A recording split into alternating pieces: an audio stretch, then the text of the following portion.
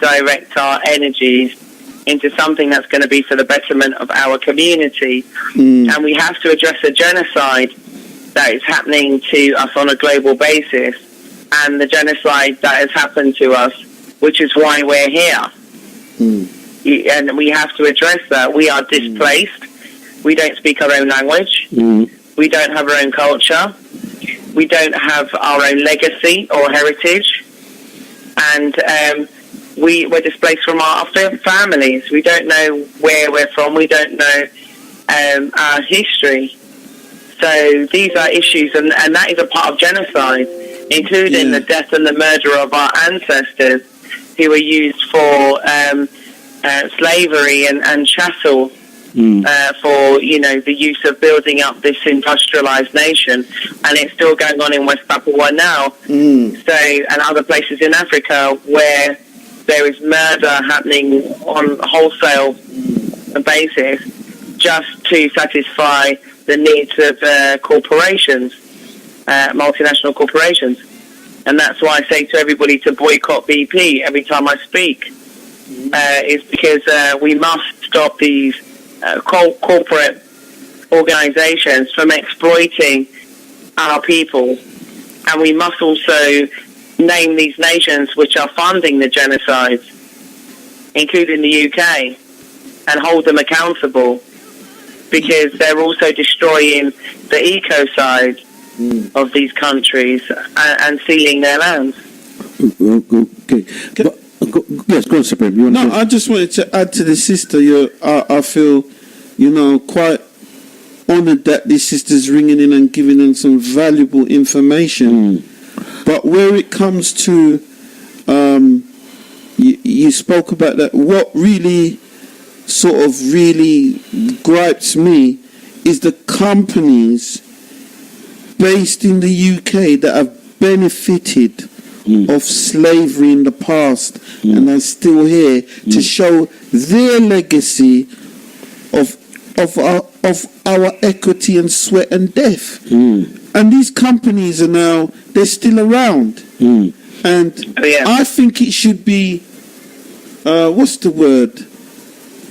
More known, because I know a gentleman done a documentary about Lloyd. I don't know if it's Lloyd's Insurance and Tate and all these people that have benefited off of. Now I've been hearing people saying boycott, they're using the word boycott, and I personally think we need to know these companies that have benefited off of slavery. And not in no way have any ties with them. That's me personally. Because we've got to show,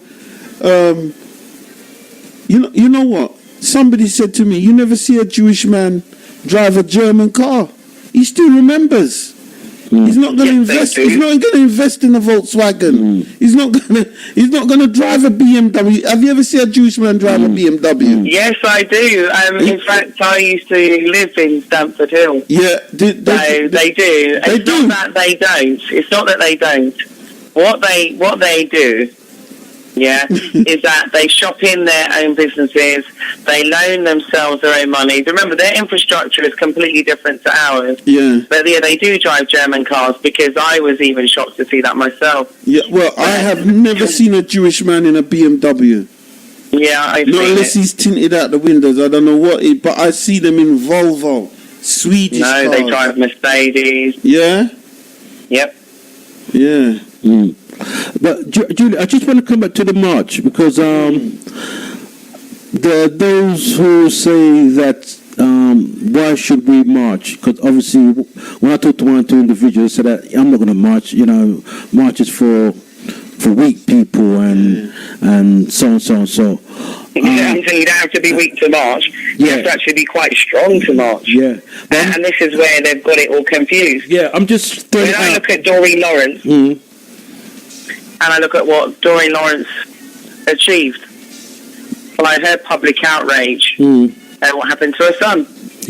Now, if we didn't march, we didn't protest, the McPherson report would never exist. Right. So it is really about the action that comes out of raising that protest, not in of the protest of itself. The protest raises awareness of your issue, and that's why it's important to do it. For those people who don't want to participate, there are other ways that they can get involved. But what I find is that people say, oh, I don't want to march, and they don't do nothing. Yeah. So I don't really have much time for people that don't do anything. Right. I'm part of the Working Action Group, and we work and we do action.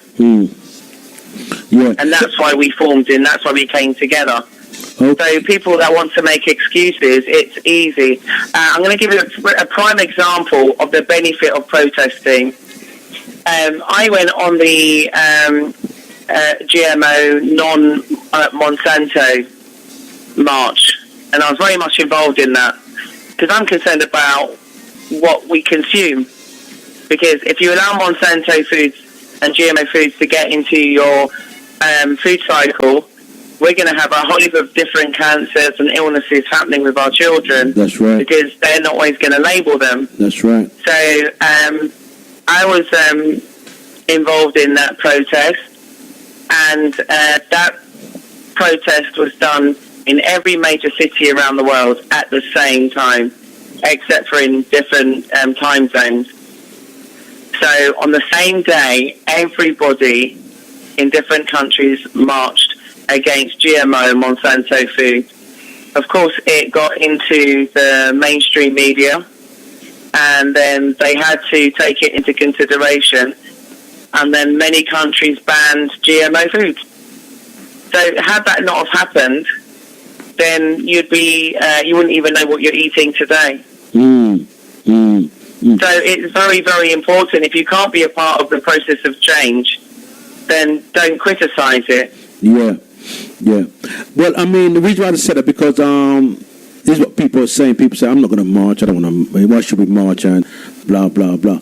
But I mean, obviously... But why should your ancestors have rebelled against slavery? You'd still be a slave. And this is the thing, if they didn't go out there and burn down slave owners' houses, if they didn't go there and decapitate slave owners, if our sisters didn't go and lure these slave owners into their beds where they were poisoned and then killed, they would be dead today. We couldn't sit there and be apathetic. We had 3,000 rebellions. Right. And those 3,000 rebellions is what paved the way for our freedom today. Yes. It wasn't any Wilberforce, believe you me. Yes. But absolutely right. I'm glad that we're talking this because I mean, I myself I've been involved in protests and demonstration, and we had to march. And the reason why we march is to bring awareness and bring attention to ourselves and media attention, right? Exactly, and to show dissatisfaction. And how else do you complain unless you say when you're going to complain? If I sit in my house and do nothing, how are you going to know? Yeah. Say that again. I said, if I sit in my house and do nothing, how are you going to know? Yeah, I like when you said that, yeah. But I mean, this is the argument people are throwing out there, that we should be marching and this and that. So I'm just, obviously people... The thing is, if I want a refund, right, let me explain something to you. Yeah. If I want a refund, now you paid the slave owners, money, and then you charged me to pay for my own freedom and for my children's freedom. So, as a result of that, I face poverty, intergenerational poverty. As well as that, you forced me to be enslaved for a further 4 years of free labour as an apprentice. I didn't have a choice in that. I had to pay for my own freedom. And then on top of that, you go and you pay compensation to the very same people that murdered my family, raped my grandmother, and worked us to death. So in any case, how else am I going to ask for a refund for that money that you paid to the wrong people unless I complain? So that money that you paid to the wrong people. You're supposed to pay to the victims. So when they talk about, taxpayers' money was paid, to the slave owners, and that was their reparations, so the slave owners got reparations, we weren't paying taxes because we wasn't getting paid. We were enslaved for free labour. So that didn't benefit us, hasn't benefited us, and isn't going to benefit us. And that legacy still lives today, and those people that are in privileged positions are still benefiting from it as we speak. So therefore, why shouldn't I complain? Why shouldn't I ask for a refund of the monies that were paid to the wrong people at the wrong time? It's very interesting, because I just wanted to just jog people's memory back. I think it's early this year, right? That the government over here wanted to give Jamaica £23 million to build a jail. So money there, but it's amazing what they want us, or what they want to do with the money for us. But what the sister said, she's absolutely correct with the compensation that the slave owners got. Even there was an exhibition in Marcus Garvey Library, and I read some of the, the panels that were there. And if you ever get a chance, when these exhibitions come around and you read the compensation that the slave owners got. The slave owners got, yeah. Even today, what they got back then, all them 100 years ago to now, is big money. Big money. A serious thing, Dougie. Yeah, but you see, what's interesting, Sister Juliet, and we've been this conversation up, that even when we talk about now, slavery and so forth, yeah, people still say that we should be talking about this, that's in the past, and lack of ignorance, and people just don't want to know, and we become so complacent. I have to bring this to bring this up, because these are the things people say. You would agree, Supreme? I understand. I understand. And I'm going to answer you in a very frank way. The fact that I still have a slave owner's name does not render me in the past, it renders me in the present. Einstein said we all live on the same timeline with the past, present and the future. So if that's the case, then that answer is invalidated. Right. Secondly, I still don't have my legacy from my family. So that renders me still with the harm of the past in the present. I still don't know who my family are. So that renders me with the harm from the past in the present.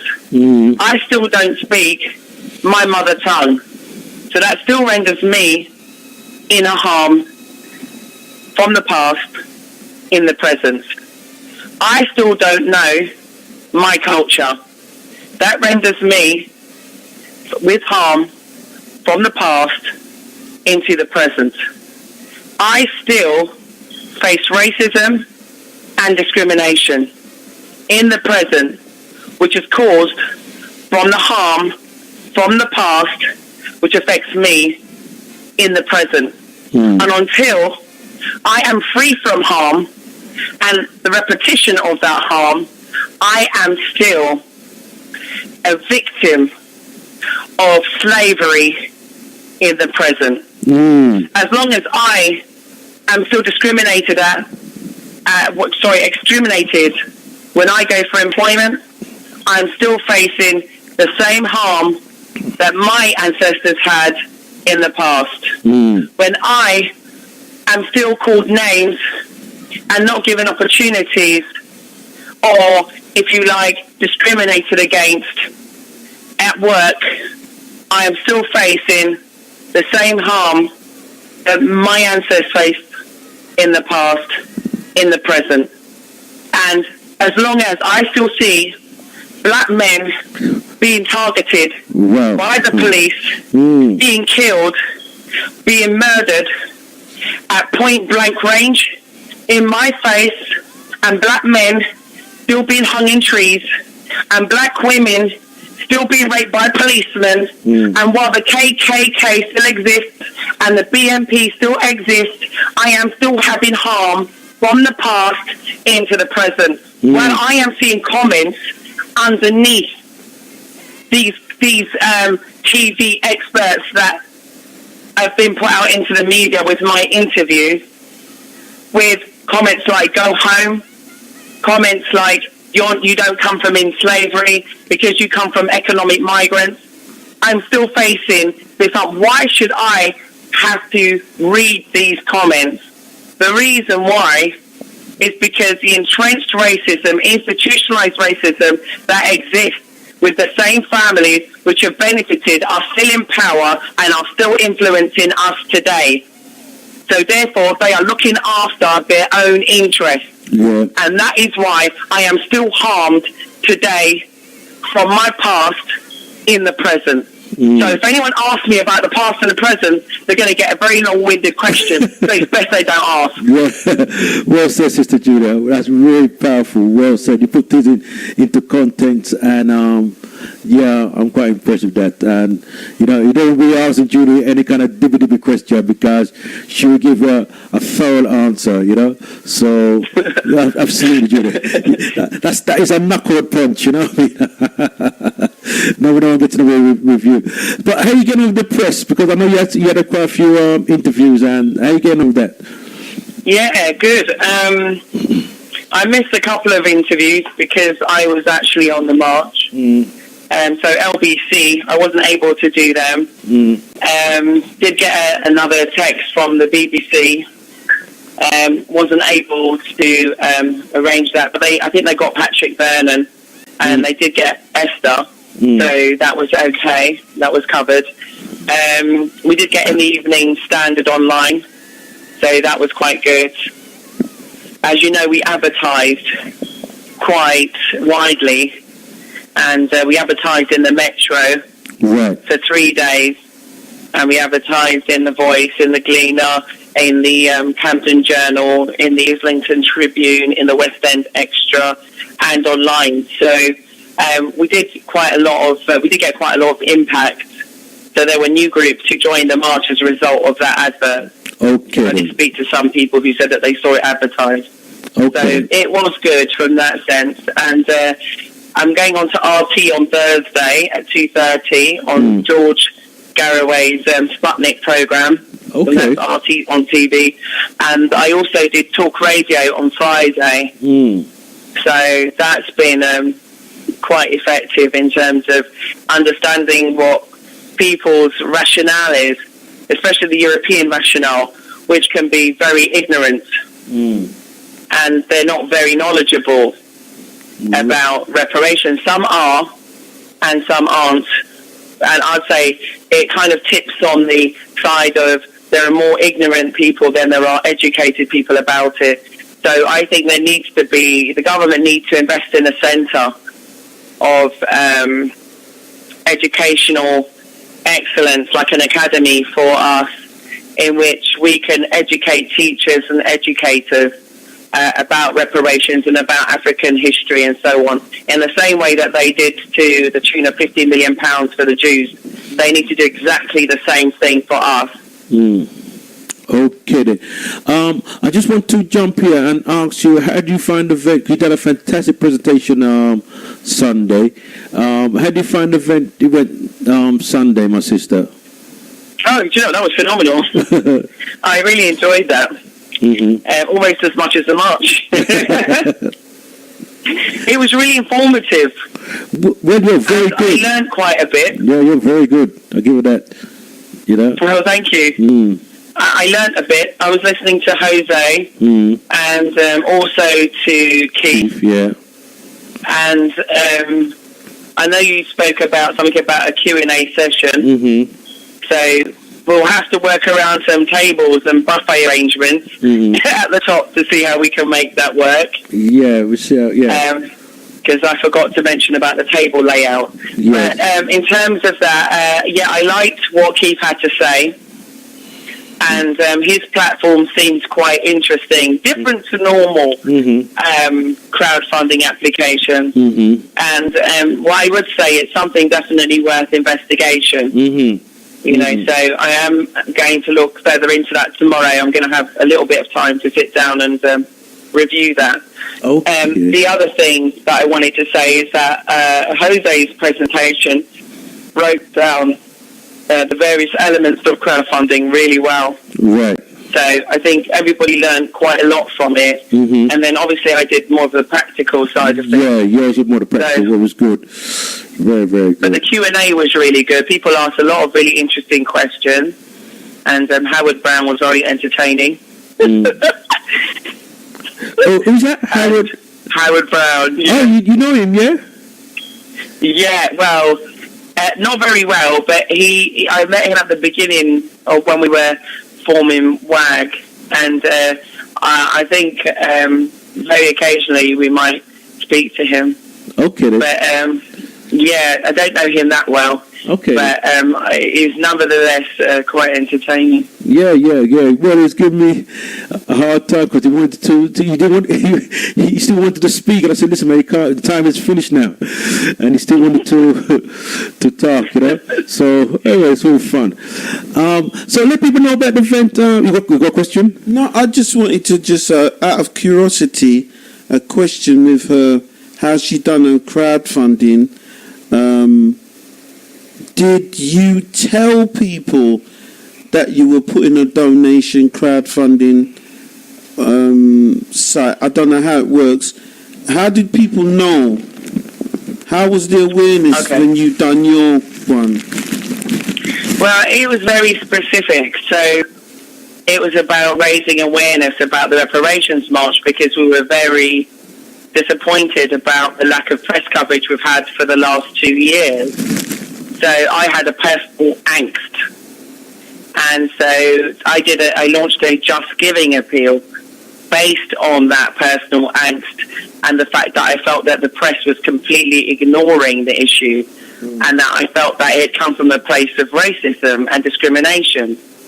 And one of the Working Action Group projects is Action for Equality and Diversity and Action for the Homeless. But within the Action Equality Diversity Project, we have an unconscious and conscious bias program, and that looks at the thought processes that go on before you come to a decision. So, for example, it shows your unconscious bias against black people and why that unconscious thought process exists. So for some people, they might feel fair before they see a black person because they've got this imprint on their head that we're all criminals. Superimposed by the media, by the way.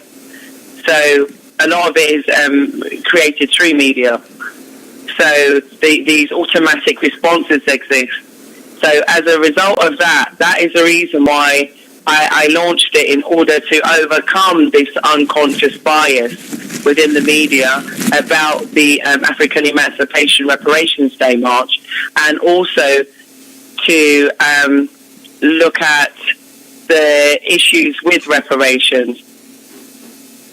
So I had a mixed response. So what I did was launch it on social media first, and then I went personal and sent text out to tell people about it and to explain, obviously the fact that we wanted to break through this unconscious bias against reparations. So people understood the concept and bought into it.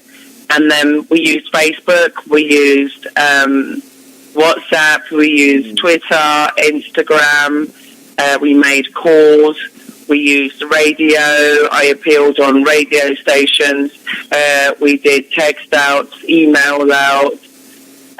We used everything at our disposal, basically, and the internet and websites to promote the cause.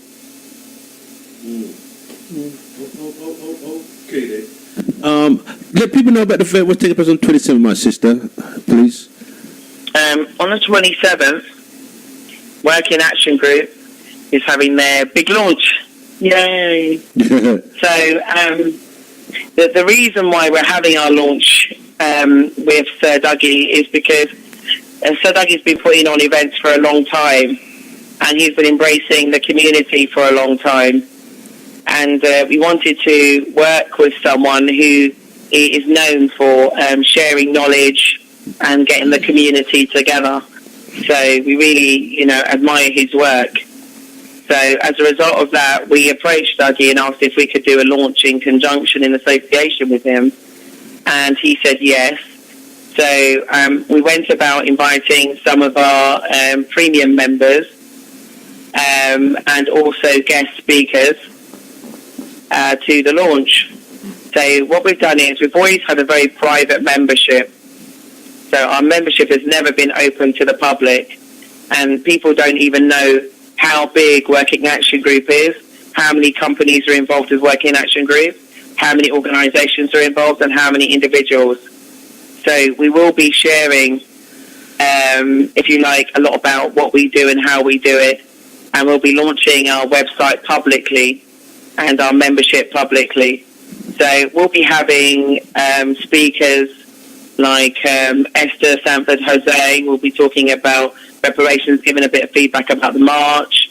There'll also be Brother Leo. He'll be talking about Young, Gifted and Black. There'll be Brendan Christian, who is our people's lawyer, and he has practices in Canary Wharf and South Africa and New York. And he'll be talking about business law and employment law. We've got Marjorie Lopez Stewart, who'll be talking about education. She's been an educator. She's a headmistress for almost 3 decades, and she was the first black headmistress in Essex. And we've got Marley Morris from the Black Fathers Group. He's the chairman of the Black Fathers Group. Okay, then. It's a slight typo on the flyer. He's not the founder, but the chairman.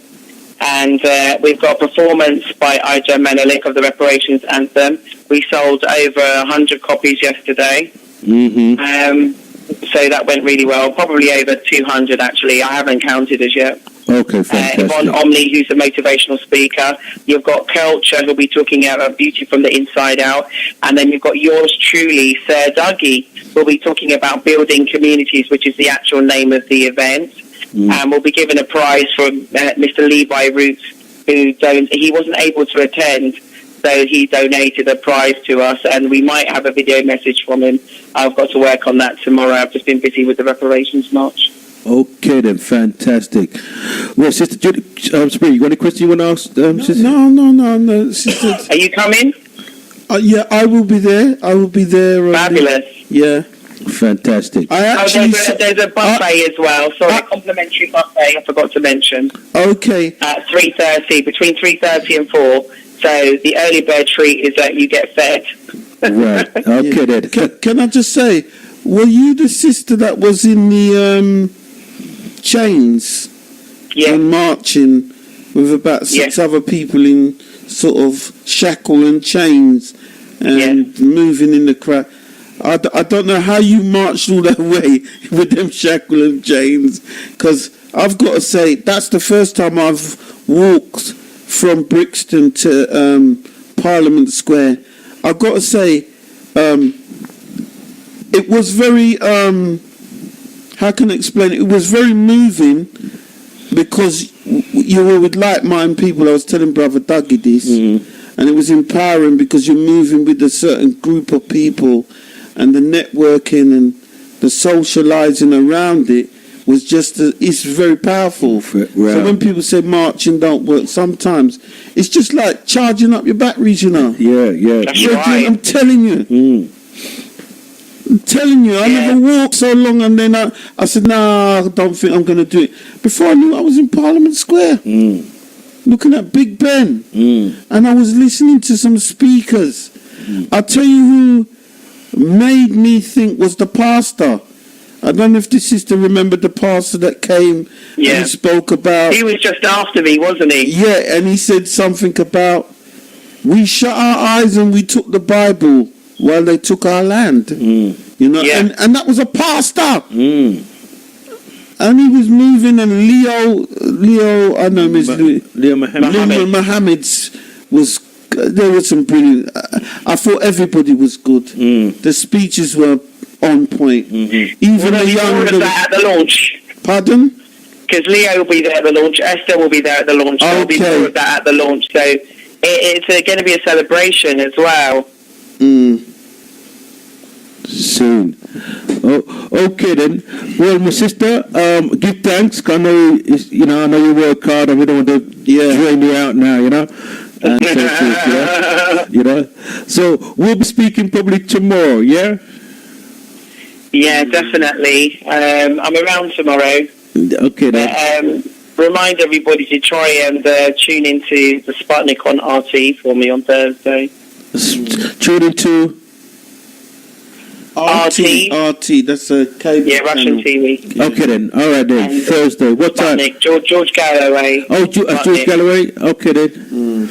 In fact, we'd like to have a conversation with him in the near future. So I'll leave that with you to line up. We definitely want to have a conversation with George in the near future. Yeah, I'll give him a call tomorrow and let him know. Yeah, definitely. Okay then. Oops. All right then. So Juliet, give thanks. I just wanted to say thank you to the African Emancipation Day Reparations March Committee for all of the work they put in, in order to make it possible. And to allow us to even have a chance to have a voice. Because I think, making our black voices matter is very important. So I just wanted to say thank you, and also to Working Action Group for all the hard work that they've done, and also to yourself, Sir Dougie, for all the hard work that you do in terms of sharing information with us to help us build our community. Okay. And brother, as a guest, thank you so much. It was great talking to you. Yes, and likewise. Okay then. Give thanks. Yeah, thank you, brother. Thank you. Okay then. Yeah. Now, Sister Juliet on the line. Wow, very powerful sister.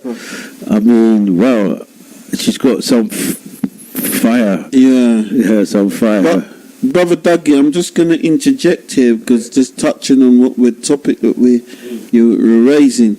And I'd like people, if you're on the internet, to look up on the BBC's .co last year, September 2015, when David Cameron went to Jamaica, right?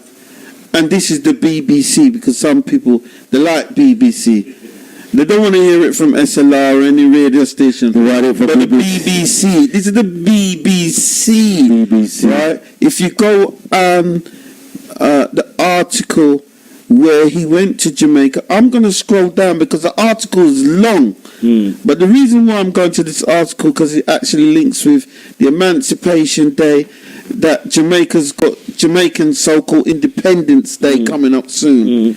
Now, but I'm gonna scroll down because this is the BBC segment on part of it. I'm only reading part of it because it's long, Dougie. The BBC, they're long, Yeah. So I'm going down to part where it says, for 200 years, Britain was at the heart of the lucrative transatlantic trade in millions of enslaved Africans. This is BBC saying the BBC on this. According to the ship's records, now, listen to this, it is estimated that 12.5 million people were transported as slaves from Africa to the Americas and the Caribbean to work in often brutal conditions on plantation. That's 12.5 million people, yeah? From the 16th century until the trade was banned in 1807. I don't know if those dates are correct, but this is the BBC, yeah? It says in 1883, this is where emancipation comes in. Britain emancipated its enslaved people and raised the equivalent of 17 billion in compensation money to be paid to 46,000 of Britain's slave owners for loss of human. This is the BBC property, and this was part of the database from the University College of London that compiled a database of those that are that were compensated. And you know that if they've done a database, you know that's not going to be 100% because it might really look bad, you know. But that's the database that was among these lists is General Sir James Duff, who is claimed is the first cousin 6 times removed of David Cameron. Yeah? He was awarded compensation which would be worth today would be worth equivalent to 3 million in today's term. But at the top of the article in the BBC, September 2015, you can go and look it for yourself because it's not no conspiracy. I named the date, time. You can go to bbc.co.uk. It was actually talking about David Cameron's visit to Jamaica to give them £25 million for the prison, where Portia Simpson was asking about reparations, but he wanted to give the 25, because I said 23, but the BBC is saying it's 25 million that he wants to give for prison. You know, not no compensation, but it was raised. You know, when you say we'd like to talk about reparations and some compensation, the man said no. You know, well, you know what, I'm not here to do that, but I'll give you 25 million to have a prison. Have a prison in Jamaica. But anyway, for anybody who's doubtful, right, go and look on the BBC site, bbc.co.uk, and that's September 2015. Okay. You said you wouldn't mind what George Calloway. I wouldn't mind David Cameron, you know. Guy's got spare time now, you know. Yeah. You don't want to ask David to come in the studio. David Cameron. Dave Cameron, you hearing? We're going to invite you in the studio and give us just talk to us. Anyway. I think that actually for our music, people who like music and like music-based programs, I think Chronix actually spoke out against it. And he was quiet. They wanted to quiet Chronix at the time in the Jamaican. What's the Jamaican Observer saying? Chronix, you know, you're just an up and coming artist at the time. You don't want to dent your career by getting involved in, you know, issues like that. He was very outspoken, Chronix, but you know. Yes, so it's 12:15 in the UK. This is the 3rd day of August, what we say, Mosiah. August is a very interesting month, Doug, because as you know, we've had Emancipation Day. We've got the Jamaican independence. We've got Marcus Garvey, I believe, Strong. We've got the carnival. This like, well, every week we've got something this week. Every week is something going on. Why? I don't know why they don't name this month, really, originally. This is Black History Month. Don't you think so? Definitely, because there's so much things going on. Yeah, man. Anyway, the live link number is 07960 239 493. So if you want to reason for us, feel free to reason for us. You was at the march yesterday. Feel free to phone in. And also, we're talking about business. So you do have a business. Please phone in. We want to hear what you have to say about your thing about business. And as you know, that the next few weeks, you know, we will be touching on about finance, business. Yeah. Even if you're a first-time home buyer, you want to buy your own home, we will be having someone here be talking about that, and you know, and also about raising capital, etc. Right, we're going to play a little recording of negative class of business, drugs. There are people that are into drug. They are into drug business. They are drug dealers, and you know, and they sell drugs, and now they make a lot of money. Yes, they are offering a product. They are selling drugs. They are selling drugs to people. But you need to understand that these drugs they are selling is destroying the lives of their customers, destroying the homes and the families of those that you are selling drugs, you are selling alcohol, you are selling things. And all these things you are selling, a married man that has a wife and children will drink your alcohol, take your drugs, have problem and go back home, beat the wife, treat the wife badly, treat the children bad in a nasty way, have a break in his family, and things don't work, and the roots can be traced to you that is selling what you are selling. So negative businesses are different kinds of businesses that, yes, it's a service, yet it's a product, yes, it's bringing profit, but it's destructive and does not glorify God, does not bless humanity, is causing more havoc and causing more harm than good. So that is one class of business. So once you are in that kind of business, you have to make sure you find your way out, because it's not the kind of business I will advise anybody to be involved in. So every man, every woman has to be very, very careful of getting involved in negative businesses, because the end is always destructive. The end is always destructive. At the end of the day, people end up in terrible situations that is difficult for them to come out of, because they have been involved in businesses that are negative, and they end up being dealt with at the end. Number two, the second kind of business when it comes to classes of business is positive business. Positive business. Positive business. Positive business is any business that is offering services, offering a product, making profits, and blessing people. So it's glorifying to God, it's adding value to society, adding value to the life of people. It's not bringing any form of destruction, it's not bringing any form of harm. It is doing more good and little harm, if there is any at all. So for this kind of business, that is where you need to belong. It is called positive business. Positive business. So you need to be involved in this kind of business. So whatever business you are getting into, make sure it's a positive business. So you can be a trader, you can be in marketing and buying and selling, offerings, or whatever it is. These are all different classes of business. Well, the third class of business in the category we are in right now is what I call the kingdom